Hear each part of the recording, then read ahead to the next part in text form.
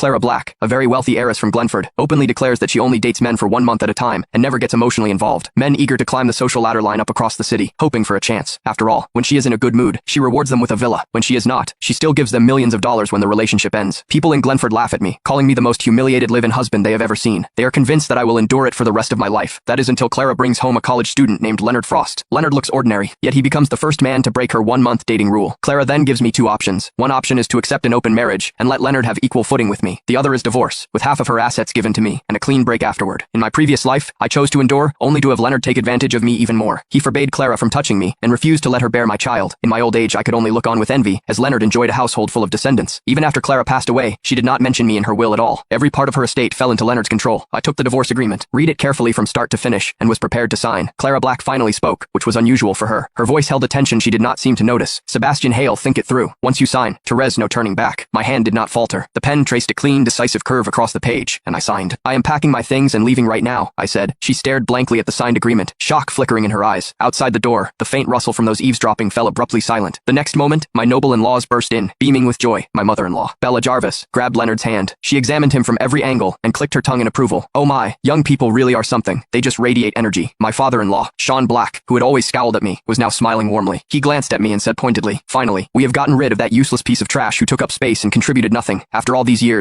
and not a single child to show for it. Leonard lowered his head shyly, feigning modesty. Mr. Black, please do not say that. I am not much younger than Sebastian. He paused for a moment, a blush creeping across his face. Actually, Clara has been pregnant for a month, but it's still early, so we have not announced it yet. I raised an eyebrow, as expected. It was the same familiar sarcasm and nauseating tone I always known. The only difference was that this time, I no longer cared. Over the years, in order to be a proper live-in husband, I had pushed myself to exhaustion at Black Group during the day. At night, I still had to cater to my demanding parents-in-law. I was barely in my early 30s, yet strands of gray had already appeared at my temples, making me look far older than my years. I turned back to the bedroom and began packing the meager luggage I owned. I was already thinking about where to go first to properly unwind once I had the money. I did not notice Clara following me inside. She said, Therese, no need to move out immediately. Leave tomorrow instead. Is not the villa on the west side of the city still empty? You can stay there for now. I will visit when I have time. Sebastian, I know you love me. Do not act out of spite. She gently rested her hand on her still flat stomach. But I truly cannot stay married to you anymore. I cannot let my child be labeled illegitimate from birth. I said nothing. I simply lifted my suitcase, walked past her, and headed straight for the door. Therese, nothing left for us to discuss. I am glad that we are getting divorced. If you have any conscience left, hurry up and pay what you owe me, I said. The night wind carried fine snow against my face. It was biting cold, but it could not extinguish the fire burning hotter within me. Clara was as efficient as ever. By the time I woke up, $3 billion had already been deposited into my bank account. With the money in hand, I immediately booked the most luxurious private club in Glenford. I got a haircut and indulged in a full-body spa. The haggard man with graying temples in the mirror was gone, replaced by a young man with striking red hair and sharp eyes. I had just finished changing when my close friend, Frank Roth, called me. Sebastian, what happened between you and Clara? Are you out of your mind?